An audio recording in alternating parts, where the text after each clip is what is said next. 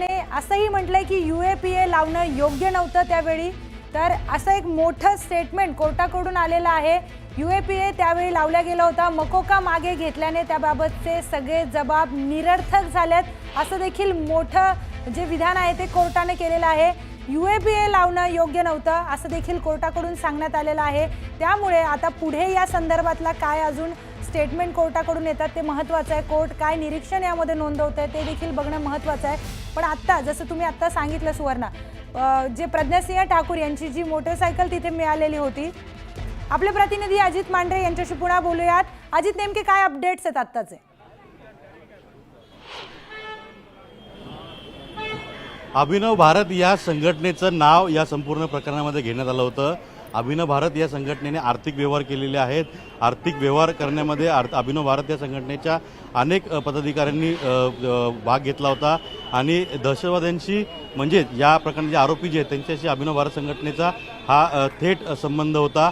हे आरोप जे सरकारी पक्षाने लावले होते, हा आरोप देखील सरकारी पक्ष जो आहे तो कोर्टामध्ये सिद्ध करू शकलेला नाही आहे असं न्यायालयाने म्हटलेलं, न्यायालयाने हे स्पष्ट केलेलं आहे।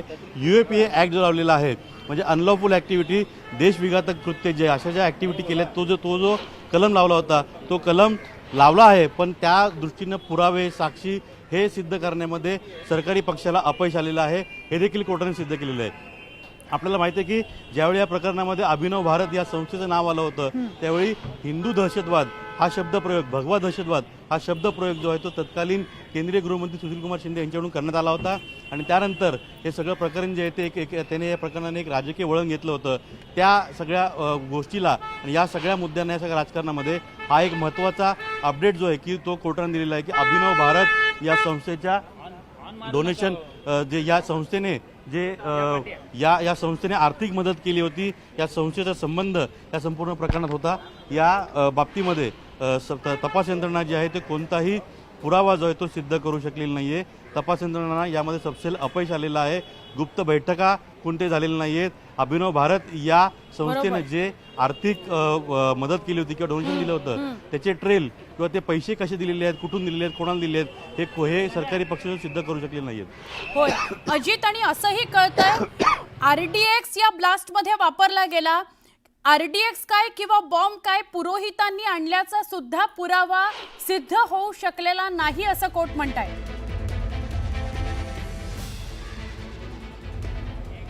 बरोबर आहे, कोर्टाने स्पष्ट केलेलं आहे की कर्नल प्रसाद पुरोहित यांच्यावर जे आरोप ठेवलेले आहेत की त्यांनी RDX हे सैन्य दलाने जप्त केलेलं RDX जे आहे ते RDX आणलं होतं आणि तेच या स्फोटामध्ये वापरलं गेलं होतं। त्याच पद्धतीनं त्यांनी भोपाळमध्ये बैठका घेतल्या होत्या, कटकारस्थान रचलं होतं, त्यासाठी अभिनव भारत या संघटनेकडून पैसे घेतले होते आणि हे सगळे जमा करून एक नियोजनबद्ध पद्धतीनं हा ब्लास्ट घडून आणला होता असे आरोप जे केले होते। या सर्व आरोपांवरती कोर्टाने जे आहे ते पूर्णपणे सपशेल नकार देत या आरोप जे सरकारी पक्षाने लावलेले आरोप जे आहेत। अजित, एक मोठी ब्रेकिंग समोर येते, फक्त संशयाच्या आरोपावर आरोपींना शिक्षा होऊ शकत नाही। या घडीची सगळ्यात महत्त्वाची बातमी, मालेगाव ब्लास्ट संदर्भातले सगळे आरोपी निर्दोष। 17 वर्षांनंतर आरोपींची निर्दोष मुक्तता करण्यात आलेली आहे। प्रियंका, या घडीची सगळ्यात मोठी बातमी, 17 वर्षांनंतर निकाल लागला आणि आरोपी निर्दोष मुक्त करण्यात आलेले आहेत। साध्वी प्रज्ञा सिंग, कर्नल प्रसाद पुरोहित, मेजर रमेश उपाध्याय, समीर कुलकर्णी, अजय राहीरकर, शंकराचार्य, सुधाकर धर्तविवेदी आणि सुधाकर चतुर्वेदी हे 7 आरोपी निर्दोष मुक्तता त्यांची करण्यात आलेली आहे। अजित, या घडीची सगळ्यात मोठी बातमी, सगळ्या आरोपींची निर्दोष मुक्तता। निश्चितच सुवर्ण, आणि कोर्टाने एक मोठं निरीक्षण या संदर्भात नोंदवलेलं आहे, जे म्हणजे जेव्हा सुरू होता या सर्व याच्यामध्ये जेव्हा आपण स्पष्ट केलं जात होतं, न्यायालयाने जेव्हा निकाल वाचायला सुरुवात केली, न्यायाधीश लाऊट यांनी निकाल वाचायला सुरुवात केली होती, त्यांनी सुरुवात हीच केली होती की आरोपींवर जे आरोप लावलेले आहेत ते आरोप निश्चित करण्याकरता, ते आरोप सिद्ध करण्याकरता तपास यंत्रणांना अपयश आलेलं आहे। बैठका झाल्या, पैशांचे व्यवहार झाले, RDX आणलं गेलं, ती दुचाकी जी आहे ती दुचाकी आणली गेली, स्फोटाकरता नियोजनबद्ध पद्धतीनं कटकारस्थान रचलं गेलं। या सर्वमध्ये कोणतेही पुरावे जे सरकारी पक्षाने जे मांडलेले आहेत किंवा सांगितलेले आहेत हे सर्व पूर्णपणे त्या ठिकाणी कुठलेही सिद्ध होत नाही आहेत आणि हे सांगूनच कोर्टाने देखील स्पष्ट केलेलं आहे की सर्व आरोपी जे आहेत हे पूर्णपणे निर्दोष आहेत। आपल्या प्रेक्षकांना सांगूया, या घडीचा सगळ्यात मोठा निकाल, सगळ्या आरोपींची निर्दोष मुक्तता. एकूण 7 आरोपी. 29 सप्टेंबर 2008चा मालेगाव ब्लास्ट. बब्बू शेख आमचे प्रतिनिधी आपल्याबरोबर जोडले गेले. त्याच्या आधी केशव उपाध्याय यांच्याशी आपण बोलूया. भाजपचे मुख्य प्रवक्ते आपल्या सोबत आहेत. केशवजी, मोठा निकाल आता समोर येतोय.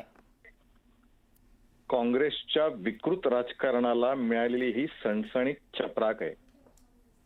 मालेगाव बॉम्बस्फोटल्याचा जो निकाल आहे हा अनेक अर्थाने महत्वाचा आहे, पण सर्वात महत्वाचं जे आहे ते म्हणजे काँग्रेसकडून जो हिंदू दहशतवाद नावाची कन्सेप्ट डेव्हलप करण्याचा प्रयत्न त्यांनी सुरू केला होता. हिंदू दहशतवाद आहे अशा प्रकारचा एकूण हिंदू समाजाला दहशतवादी ठरवण्याचा प्रयत्न काँग्रेसने केला होता. तो प्रयत्न आजच्या निकालाने हाणून फाडला. सगळ्यात पहिल्यांदा सुशीलकुमार शिंदे यांनी हा हिंदू दहशतवाद शब्द वापरला होता. शरद पवार यांनी अलिबागच्याच मेळाव्यामध्ये हा पुन्हा शब्द वापरला. चिदंबरम सातत्याने हे शब्द बोलत होते. त्यामुळे हे सगळं जे सुरू होतं एका हिंदू समाजाला पूर्णपणे बदनाम करायचं, दहशतवादी ठरवायचं आणि त्यासाठी हा खटला जाणीवपूर्वक उभा करण्यात आला होता. त्याच्यामध्ये कुठल्याही प्रकारचं एनआयए यापूर्वी निर्दोष सोडलंच होतं. त्याच्यामध्ये कुठल्याही प्रकारचे पुरावे ठोस नव्हते, पण जाणीवपूर्वक बळजबरी करण्याचा प्रयत्न सुरू होता. आज या निकालाने सत्यमेव जयते हेच म्हणावं लागेल आणि हिंदू समाजाला बदनाम करण्याचा जो दहशतवादी ठरवण्याचा जो प्रयत्न होता त्या प्रयत्नाला मिळालेली चपराक आहे.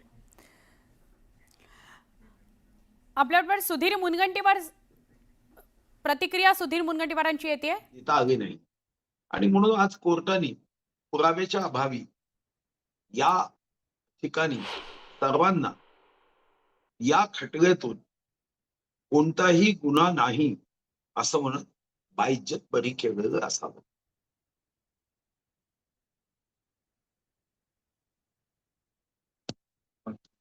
वर्षांनंतर साध्वी प्रज्ञा सिंग यांना निर्दोष मुक्त करण्यात आलेला.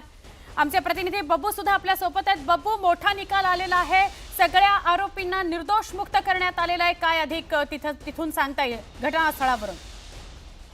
आज सुवर्णा, खरं तर इथे जेव्हा ही माहिती मिळाली का साध्वी प्रज्ञा सिंग आणि इतर आरोपींना निर्दोष मुक्तता करण्यात आलेली आहे तर काही लोकांना तर अक्षरशः धक्का बसलेला आहे. त्यांनी म्हणजे थोडंसं आक्षेपही घेतला आहे का भाऊ मग जर हे सर्व निर्दोष असतील तर मग बॉम्बस्फोट कोणी घडवून आणला? जे लोक मेले त्यांना मारणारे खरे मारेकरी कोण? माझ्यासोबत बोलण्यासाठी काही नागरिक आहेत, त्यांच्याकडून जाणून घ्या. प्रमोद सावंत सारखे माणूस आहे आणि 1,00,000 सारखे आहे, त्यांच्याकडून जाणून घ्या ते निकालाकडे कसं बघतं. आज सर्वांना निर्दोष सोडण्यात आलेलं काय म्हणा? तपासात म्हणजे या बॉम्बस्फोटाचा जो तपास आहे तो वेगवेगळ्या यंत्रणांनी केला आणि आता न्यायालयाने निर्दोष दिल्यानंतर त्याबद्दल आपण काही प्रतिक्रिया व्यक्त करणं हे फारसं योग्य होणार नाही. परंतु तरी देखील बॉम्बस्फोटात जे मृत्युमुखी पडले त्यांच्या कुटुंबियांना आणि आप्तेष्टांना हा निकाल मात्र धक्कादायक आहे. मालेगाव शहर जे आहे हे हातमजुरीवर म्हणजे कामगारांचं शहर आहे. इथल्या नागरिकांना रोजच्या जेवणाची, पोटा पाण्याची भ्रांत असते.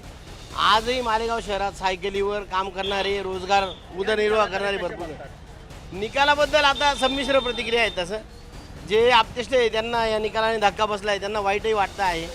न्याय मिळायला पाहिजे होता मृतांना असं त्यांची अपेक्षा आहे. परंतु आता कोर्टाचा निकाल कोर्टाने सगळ्या परिस्थिती पाहूनच दिला असेल असं वाटतं. आप क्या सोचते हैं ये जो फैसला आया है इस बारे में आप क्या कहें? हम आज यहाँ जो जमा हुए हैं इंसाफ के लिए जमा हुए हैं. 17 साल का एक तवील अरसा इंसाफ के लिए गुजर गया है. 29 सितंबर 2008 को धमाका हुआ था जिसमें मासूम बच्चों के चिथड़े उड़ गए थे. उस वक्त से लेकर आज तक हम बस इंसाफ इंसाफ इंसाफ के लिए ही तरस रहे हैं, लड़ रहे हैं.